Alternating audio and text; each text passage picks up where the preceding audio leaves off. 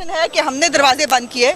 ये परवेज़ इलाही साहब ने अपने गुंडे अंदर बुलाकर और पंजाब असम्बली को ज़हूर इलाही पैलेस बनाकर गुजरात की कोई थर्ड क्लास असम्बली बना लिया है, जहाँ पर वो ज़ोर और ज़बरदस्ती के अक्सरियत को अक़लियत में बदलना चाहते हैं और अपनी मर्ज़ी के रूल्स के तहत पंजाब असम्बली चलाना चाहते हैं।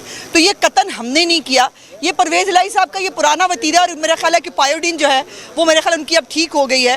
तो मेरी उनसे दुआ भी है कि अल्लाह मियां उनको आज महफूज रखे और पायोडीन का कोई वक्त ना आए। ये बताइए, बैठेंगे आज अपोजिशन पे?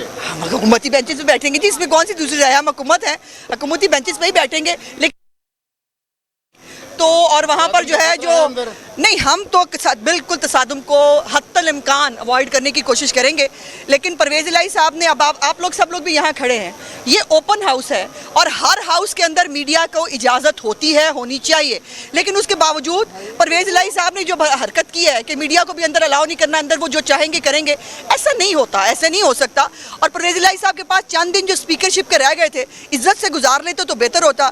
ना स्पीकरशिप रहनी है, ना सीएम बन सकते हैं, और लेकिन यह है कि अपना नाम, अपना जो एक उनके नाम के साथ अपना ख़ानदान तोड़वा लिया, सारा कुछ कर लिया। लेकिन फिर भी मेरा सवाल है, उनको अक्ल नहीं आई। और ये जो पंजाब असम्बली के मुलाजमीन हैं, जो उनके ज़ाती मुलाजिम बन रहे हैं, इनको भी अब कॉन्सिक्वेंसेस देखने पड़ेंगे। ये बताइए, आज का एजेंडा क्या है? डिप्टी स्पीकर और स्पीकर के खिलाफ अदम इत्मीनान पर वोटिंग होनी है या कुछ और है? जी, हमें एजेंडा तो यही पता चला है कि एक तो दोनों को इकट्ठी रखी है, वोटिंग हो नहीं सकती। रूल्स के तहत एक दिन स्पीकर के खिलाफ होनी होती है, एक दिन डिप्टी स्पीकर के खिलाफ होती है। दोनों अदम इत्मीनान इकट्ठी नहीं हो सकती। बहरहाल आपको पता है इस वक्त पंजाब असम्बली रूल्स के मुताबिक नहीं, परवेज़ इलाही और ज़हूर इलाही रोड के जो है रूल्स पे चल रही है, और वो जो उनका दिल चाह रहा है वो कर रहे हैं। तो इंशाल्लाह देखते हैं, अंदर जाके मुकाबला करेंगे।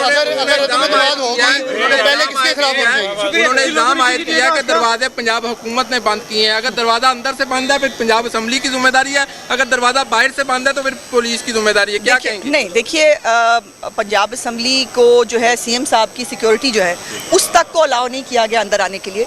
पंजाब असम्बली के अंदर रात से हमने आपको तस्वीरें भी शेयर की हैं कि रात से 200 से ज़्यादा जो गुंडे हैं वो पंजाब असम्बली के अंदर भिजवा दिए गए हैं। उसके बाद मजीद गुंडों को अंदर आने की इजाज़त और लॉ एंड ऑर्डर सिचुएशन तो क्रिएट नहीं करनी है हमें। सो ये पंजाब असम्बली जो है इसके पूरे मामलात को और इसको बिल्कुल सीज़ करके जो मार्शल एडमिनिस्ट्रेटर बनने की परवेज़ इलाही कोशिश करें, उनके मेरे ख्याल शौक गए नहीं अभी तक। वो परवेज़ इलाही साहब सीएम भी ज़ाहिर है किसी मुशर्रफ की मेहरबानी से बने थे, तो उनको उन दिनों की लत लगी हुई है। परवेज़ इलाही साहब समझ लें कि ये जमहूरी दौर है, ये मुशर्रफ का दौर नहीं है यहाँ जहाँ पे आपका दांव चल जाएगा। मोहम्मद खान भट्टी और अनायतुल्लाह लक के खिलाफ जो पर्चा हुआ है, उनकी गिरफ्तारी आज हो जाएगी या नहीं?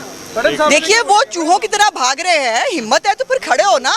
अब पंजाब असम्बली के लोगों के ऊपर तुम तशद्दुद करा सकते हो, पंजाब असम्बली के मेंबरान को मुझ समेत पिन पॉइंट कर करके के हाउस से बाहर फेंकवा सकते हो। अब जो गलत इकदाम किए उसको भुगतो।